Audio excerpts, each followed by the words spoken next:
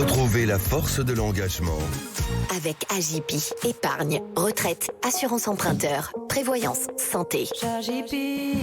Sud Radio, la force de l'engagement, 15h, 15h30, Muriel Réus. Bonjour à toutes et à tous, merci d'être avec nous pour la force de l'engagement, l'émission qui donne la parole à celles et ceux qui font bouger la société.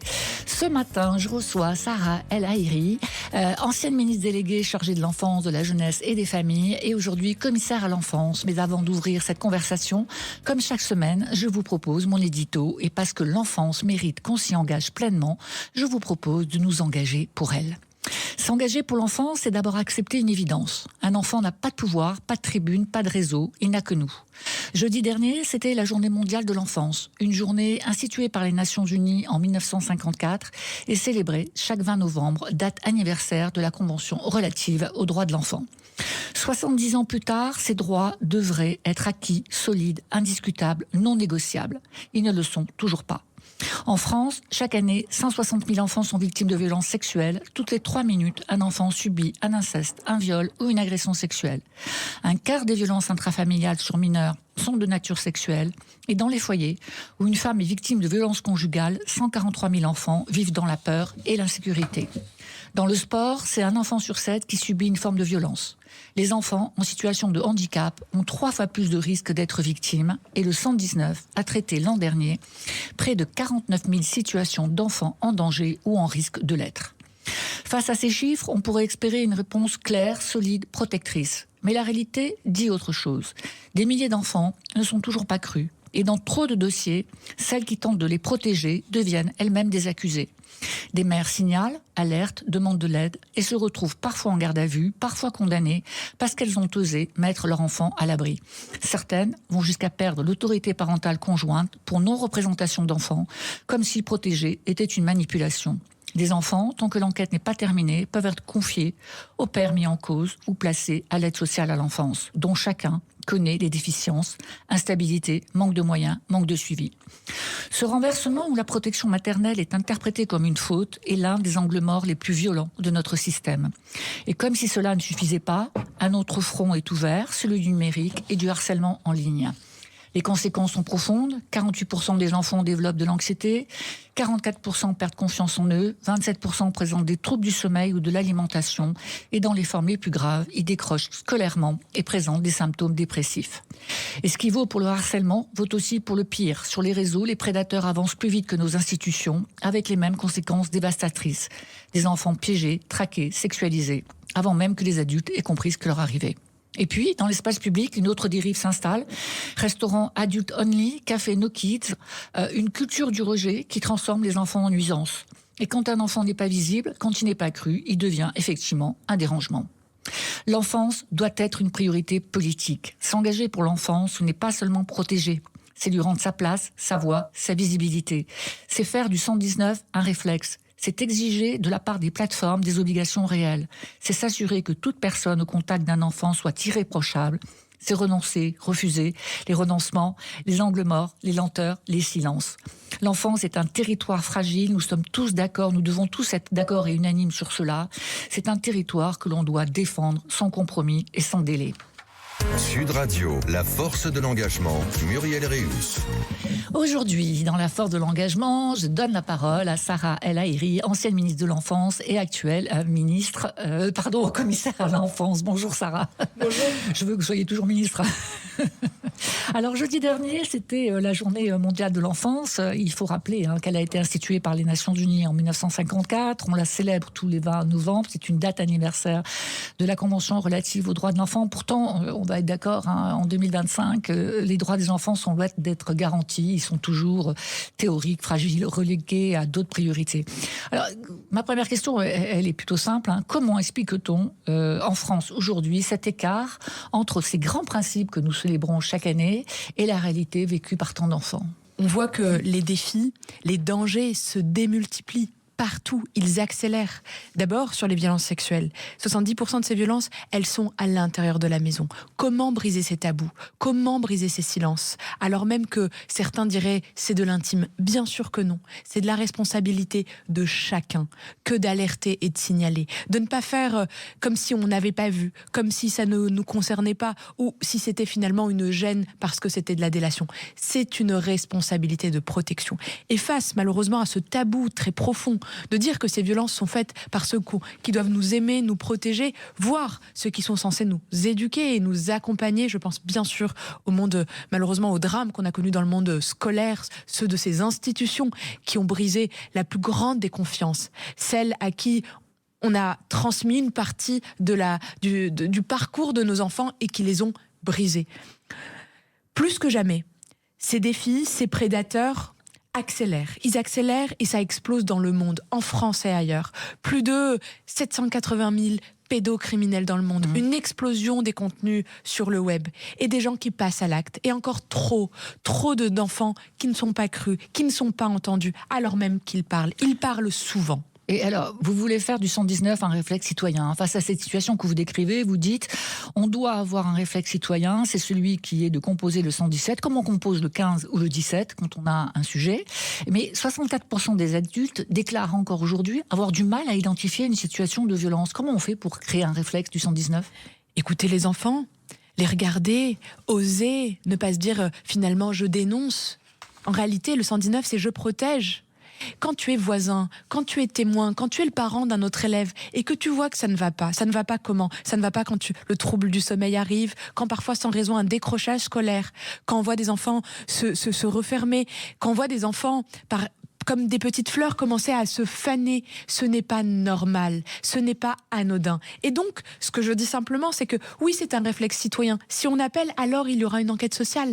Alors il y a des professionnels qui vont regarder la situation, qui vont peut-être ouvrir une boîte de Pandore et qui vont peut-être faire que ces sévices s'arrêtent. Vous savez, l'horreur, c'est d'entendre des enfants témoigner d'années de silence. Et ces regards détournés sont des compromissions. Et c'est là où le combat pour l'enfance est en réalité une sorte de bouclier avec des maillons. Et ces maillons, nous en avons tous en réalité une part et une charge. Alors ces enquêtes sociales, c'est pas ça qui fait peur un peu, parce qu'on voit bien le phénomène des mères protectrices par exemple. En 2025, il y a encore des mères qui tentent de protéger leurs enfants, qui perdent l'autorité conjointe pour non-représentation d'enfants. Les enfants sont toujours confiés à des pères alors qu'il y a une enquête en cours. Justement là-dessus, il y a un député, Christian Baptiste, qui veut lancer une commission d'enquête parlementaire sur le traitement judiciaire des violences sexuelles incestueuses parentales. Moi, ce qui m'étonne, honnêtement, c'est que cette commission d'enquête n'ait pas déjà été mise en place. Parce que quand on reçoit autant de mamans qui racontent toutes la même chose... L'enfer. C'est l'enfer. Vous en pensez quoi, vous, de cette Moi, j'en ai rencontré beaucoup de ces mamans. Dans un désarroi assez monstrueux. Du fait de ma responsabilité, je ne connais pas le fond des dossiers et loin de moi l'idée de juger ou pas des décisions de justice parce qu'on n'a pas tous les éléments. Mais ce que je vois profondément, c'est qu'on ne peut pas se voir reprocher la volonté de protéger. Et donc face à ça, des avancées ont lieu. Moi, je pense en particulier à l'interdiction des violences éducatives ordinaires, 2019, quand vous aviez des parents qui battaient leurs enfants en expliquant que c'était pour les éduquer, pour enseigner. Eh bien non, maintenant ça tombe sous le coup de la loi. Quand on a reconnu l'enfant comme co-victime, quand vous voyez des enfants vivre dans des maisons où malheureusement c'est la maman qui prend les coups, qui prend les mots, qui prend les assiettes à la figure, il se passe quoi? Vous grandissez dans un cadre fait pour vous? Bien sûr que non. Et donc le statut de co-victime dans une situation de violence intrafamiliale est un élément protecteur. Et vous savez, mon espérance, elle est dans ce qu'est en train de faire Gérald Darmanin, en particulier sur l'ordonnance de sûreté pour les enfants. L'ordonnance de sûreté, très important. Vraiment, potentiellement, un grand moment de protection pour les enfants. Ça va se mettre en place ? Oui, c'est les travaux que porte aujourd'hui le ministère de la Justice sur l'impulsion du garde des Sceaux. Et j'y vois une chance, une opportunité de répondre plus vite, de mettre à l'abri plus vite et donc de protéger. Et cette commission d'enquête parlementaire sur le traitement judiciaire, vous agréez? Vous êtes d'accord avec ça? Moi, sincèrement, je crois qu'à chaque fois qu'on regardera, qu'on essaiera de comprendre, qu'on demandera aussi des comptes et que les parlementaires se saisiront des violences et donc des devoirs de protection que nous avons vis-à-vis des enfants, ce sera une avancée pour leurs droits. Donc oui, c'est bienvenu et au contraire, j'y serais extrêmement attentive. Vous savez, la commission sur les violences dans le milieu scolaire a fait avancer les choses. La commission d'enquête sur l'aide sociale à l'enfance a fait avancer des choses. Les travaux de la délégation des droits des enfants ont fait avancer des choses. Et donc bien sûr qu'on en a besoin, c'est précieux. Alors, depuis le 1er octobre 2025, l'obligation d'une attestation d'honorabilité pour tout professionnel ou bénévole intervenant dans la protection de l'enfance ou l'accueil du jeune enfant est entrée en vigueur sur tout le territoire, à l'exception, je ne sais pas pourquoi, du département du Rhône.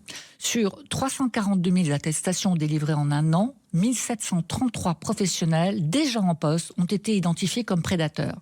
Des personnes qui, en dépit de condamnations aussi graves que la détention d'images pédopornographiques, travaillaient avec des enfants. Comment cela était-il possible ? Comment cela est-il possible ? On en parle dans quelques instants. Retrouvez la force de l'engagement. Avec Agipi, épargne, retraite, assurance emprunteur, prévoyance, santé. Sud Radio, la force de l'engagement, 15h, 15h30, Muriel Réus. Vous êtes toujours sur Sud Radio dans la force de l'engagement, l'émission qui donne la parole à celles et ceux qui font bouger la société. Aujourd'hui, on s'engage pour l'enfance avec Sarah El Haïry, commissaire à l'enfance. Alors juste il y a quelques instants, nous parlions de l'obligation d'attestation d'honorabilité pour tout professionnel ou bénévole travaillant avec des enfants. Les premiers contrôles ont identifié 1773 personnes en poste comme présentant des risques sérieux. Comment cela a été possible et que se passe-t-il maintenant pour éviter que ces personnes ne se remploi ailleurs, hors du champ des radars? Et bien pour dire les choses telles qu'elles sont, enfin, bon sang, enfin. Quand on contrôle 340 000 situations et qu'on trouve presque 2000 personnes condamnées avec des interdictions d'être aux côtés des enfants, ça dit quoi ? Ça dit que dans le système, il y a des failles et que nous avions besoin de ce certificat d'honorabilité qui, d'une certaine manière, est plus protecteur. Pourquoi ? Parce que c'est à la personne de le produire, qu'elle soit en poste ou qu'elle souhaite candidater.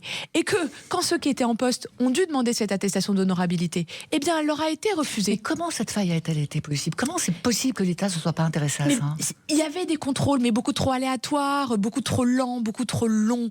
La réalité, c'est que là où il y a des enfants, il y a des prédateurs. Là où il y a des enfants, il y a des gens qui leur font du mal parce qu'ils sont vulnérables. Et donc, la réponse doit être d'une fermeté totale. Donc là, on contrôle. Et la preuve, on en trouve. Et on en trouve beaucoup trop. Mais au-delà de ça, dès qu'on en attrape un qui n'a pas respecté ses obligations de se tenir à distance d'enfant, on saisit le procureur et on engage une nouvelle procédure de justice pour que sa condamnation, elle soit alourdie. Plus jamais. Et à vie. Alors les interdictions, pour le coup, c'est la justice qui tranche sur les durées, mais pour le coup, interdiction stricte et surtout peine alourdie. Pourquoi ? Pour leur dire que non, ce n'est pas un jeu. On ne va pas s'amuser à jouer au chat et à la souris, de tu essayes, tu fraudes, tu tentes et tu recommences. Bien sûr que non. Aujourd'hui, grâce à ce contrôle d'honorabilité, on va contrôler l'ensemble des fichiers. Le B1, le B2, le B3. Avant, on ne présentait malheureusement parfois que le B3. Et surtout le FIJAIS, ce fameux fichier des infractions sexuelles et des actes violents. Et donc comme ça, d'abord dans la petite enfance, puis dans la protection de l'enfance, eh bien on va de plus en plus loin sur la zone de protection. Moi, j'espère que ce certificat d'honorabilité, eh bien les parlementaires vont s'en saisir et qu'ils vont élargir les secteurs qui ont l'obligation de le demander. Et aussi élargir l'opportunité de le demander de manière volontaire. Vous imaginez, moi je vois aussi énormément dans la petite enfance, eh bien, d'intervenants à nos domiciles, dans nos maisons. Et aujourd'hui, on peut leur demander en tant qu'employeur particulier le B3. Mais si on allait plus loin, si on le permettait, voilà des avancées très réelles pour dire à tous ces prédateurs sexuels en particulier, vous n'avez pas votre place auprès de nos enfants. On vous voit, on vous traque et on croit nos enfants. Alors, en quelques mois, 3 affaires ont révélé l'ampleur du problème sur les réseaux. Vous vous êtes exprimé sur ces sujets. Vous avez d'ailleurs pris des décisions qui sont... certaines ont été déjà mises en œuvre et certaines vont l'être. Les poupées pédopornographiques vendues sur chaîne, des profils sur Vinted qui publient des réseaux pornographiques sous couvert de vente, et puis Bounty aussi, le successeur du site Coco que vous avez immédiatement signalé. Chaque fois, on voit la même mécanique. Des plateformes capables d'héberger l'impensable, des procédures internes pour le moins opaques, et des réseaux qui se déplacent très très rapidement et qui agissent plus vite que les institutions. Alors, dans ce contexte, comment l'État peut réellement imposer une obligation de vigilance renforcée, assortie de sanctions lourdes, et se doit doter enfin de moyens techniques et internationaux pour suivre la mobilité ? Ah, mais pour la première fois, il y a une victoire. pour la première fois, nous avons des victoires. Parce que, au-delà des réponses sur les plateformes, je pense bien sûr aux marketplaces, quel que soit leur nom, parce qu'en réalité, elles en ont toutes. Vous savez, ils investissent plus sur le contrôle contre et la lutte contre la contrefaçon des grandes marques que pour protéger nos enfants. Voilà la réalité. Il y a des outils technologiques pour le faire, bien sûr, mais surtout, faut pas se tromper, ils sont complices. Ils sont complices comme un hôtelier reçoit et accorde d'une certaine manière un lieu pour des violences sexuelles sur des enfants ou encore sur de la prostitution de mineurs. Et bien de la même manière, c'est un maillon de la chaîne. Pourquoi je vous dis qu'il y a des victoires ? C'est qu'aujourd'hui, moi je souhaite, et c'est ce que nous faisons, aller chercher celui qui a imaginé l'inimaginable, celui qui a fabriqué, pensé ces poupées pédocriminelles, parce que ça tombe sous le coup de la loi, et aller chercher l'acheteur, celui qui a à son domicile acheté, fait livrer des poupées pédocriminelles. Pourquoi ? Parce que 1 sur 2 va passer à l'acte. Va passer à l'acte physiquement sur un enfant. Et que, avant d'avoir ces sévices, eh bien moi je souhaite qu'on lance des contrôles. Et souvent, malheureusement, on en est aujourd'hui témoin, quand on trouve ces acheteurs et qu'on engage des procédures, on trouve sur leurs ordinateurs des images. Alors la première chose à faire, c'est demander à leurs enfants et à l'entourage s'ils vont bien. Et si personne ne se préoccupe de ces enfants au quotidien, alors oui, on se rappelle ce chiffre absolument glaçant. Toutes les 3 minutes, un enfant vit des violences et des sévices sexuels. Et 70% d'entre elles, c'est à la maison. Peut-être que ces mots sont encore trop durs à entendre, mais on parle bien de viol, on parle bien d'inceste, et donc d'une confiance détruite dans le foyer familial, le lieu le plus protecteur qui devrait être. Voilà la réalité. Et donc ces plateformes, aujourd'hui, on leur tord le bras. Aujourd'hui, oui, j'ai saisi la justice très vite. On a réussi à en faire fermer des marketplaces. On a saisi l'Arcom pour ceux qui exposent nos enfants à la pornographie. Et je vais vous dire, moi, la pornographie, c'est un sujet. Mais enfin, aujourd'hui, en termes de protection des enfants, c'est un danger. 1 enfant sur 2 est exposé à de la pornographie sans le vouloir. Ça veut dire qu'on lui pousse ces horreurs à la figure et que derrière, c'est des traumatismes. Et le pire, c'est que la moitié d'entre eux, de ceux qui sont exposés, nous disent, avec beaucoup de malaise quand même, que ça a troublé leur relation affective et amoureuse. Mais bien sûr et qu'ils ont reproduit ce qu'ils ont vu. Est-ce que c'est ce qu'on veut pour nos enfants ? Non, la réponse et on sait est non. que 2 millions d'enfants consomment dès 10 ans près de 40 minutes de pornographie par mois. Alors vous avez convoqué l'ensemble de ces plateformes. Chaîne a accepté de collaborer avec les forces de police pour dénoncer, pour qu'on ait accès aux acheteurs. Qu'est-ce que vous allez leur demander à ces plateformes ? Écoutez, la saisine d'abord de la justice a été lancée parce que c'est la première et personne n'est au-dessus des lois, on va être très clair. Et aujourd'hui, oui, peut-être que la parole des enfants a été moins forte qu'à une époque. Aujourd'hui, moi, mon seul combat, mon seule obsession, c'est de la faire respecter. Et donc, ils devront rendre des comptes au sens judiciaire du terme de leurs failles. Mais on peut aller plus loin. Aller plus loin, c'est que demain, ils s'engagent à ouvrir leurs API. Vous savez, ces outils numériques qui permettent de pousser des objets. Ils les utilisent pour mieux vendre, plus vendre. Mais alors, à quel moment on considère que c'est important de le faire pour protéger ? Qu'ils utilisent de la modération, qu'ils utilisent de l'IA, ça va être les enjeux de prévention. On parle beaucoup trop malheureusement encore de soigner des plaies, des blessures que certains gardent à vie. Ils permettent à des prédateurs d'avoir accès à des horreurs. Ces poupées, après les prédateurs, vous savez ce qu'ils disent ? C'est qu'ils trouvent ça fade. Et que finalement le plastique, c'est moins bien qu'un enfant. C'est comme un fantasme. Quand on l'a résolu et quand on l'a traité et qu'on l'a mis en œuvre, on passe à autre chose. Alors, on voit, qu'est-ce qu'il faut penser de ces mouvements only, adultes, enfants non admis, Kidzone, ces établissements qui sous concept marketing, valorisés d'ailleurs comme premium, acceptent de moins en moins d'enfants. Et d'ailleurs, ce sont les familles les plus modestes qui sont touchées par cela. Vous avez lancé une plateforme, le choix des familles. Vous avez lancé un prix pour valoriser les lieux friendly, famille friendly. Vous nous racontez cette démarche ? Moi j'ai envie de dire stop. En fait, il y a un moment, basta, comme diraient mes parents. J'ai entendu ricaner, dire « Oh non mais franchement, est-ce que c'est un sujet ?» Mais bien sûr que c'est un sujet. Un enfant est un sujet de droit. C'est pas l'accessoire d'un adulte. Un enfant, il a pleinement ses droits et sa place. Et aujourd'hui, interdire l'accès à un enfant, quand ce n'est pas pour aller en discothèque, évidemment, ou aller dans un sex shop, encore une fois, je ne me bats pas pour ça, eh bien, ça tombe sous le coup de la loi. Et dans notre pays, on a l'impression que quand ça touche les enfants, c'est moins grave. Vous enlevez interdit aux enfants vous transformez enfant par n'importe quel mot, vous auriez la société entière qui s'offusque. Et là, d'un coup, vous avez un débat. C'est un débat de société, on a le droit d'être pour, on a le droit d'être contre. Mais bien sûr que non, on n'a pas le droit d'être pour. Ça tombe sous le coup de la loi. Ça, c'est le premier point. Et puis le deuxième, qui m'inquiète presque plus, parce que ça, on réussira à avancer, c'est que ça dit quelque chose. Ça dit quelque chose de nos sociétés qui sont de moins en moins patientes. Elles n'ont plus envie de voir ces enfants. On a une société qui vieillit, qui pleure sa démographie, matin, midi et soir. Mais enfin, qui ne veut plus avoir d'enfants à proximité ? Eh ben non. C'est pas ça la promesse. Alors, il y a des réformes que vous avez portées, des chantiers que vous avez portés pendant des années. Et puis là, maintenant, les choses bougent, et tant mieux. L'adoption du congé de naissance, la revalorisation des financements pour les crèches, la réforme du complément de mode de garde. Il semblerait que la France ait enfin trouvé les moyens d'accompagner réellement les tout premiers pas de la vie. Pourquoi ça a été si long ? Vous savez, la politique de l'enfance, moi, mon obsession du quotidien, elle a deux moteurs. Le premier, c'est de protéger. Protéger parce qu'il y a plein de dangers et aujourd'hui le monde numérique c'est plein d'opportunités, plein de chances. J'ai eu la chance cette semaine d'aller chez Educatech, de voir tout ce que nous pouvons faire avec ces outils numériques pour nos enfants, comment les faire grandir et en même temps c'est plein de défis. Les défis des violences plurielles, la maltraitance, les violences éducatives ordinaires, les violences sexuelles, les violences dans la rue, des rues moins sûres pour nos enfants aussi, c'est ça la réalité. Et de l'autre côté, eh bien une politique universelle, celle qui va faire que les enfants, tous les enfants ont le droit de grandir avec des parents qui n'ont pas à se poser la question de est-ce que je vais avoir une solution de garde et d'accueil ? Est-ce que je vais avoir une crèche ? Est-ce que je vais avoir une assistante paternelle ? Comment je fais quand finalement mon congé maternité et celui paternité est terminé et que je dois revenir au travail ?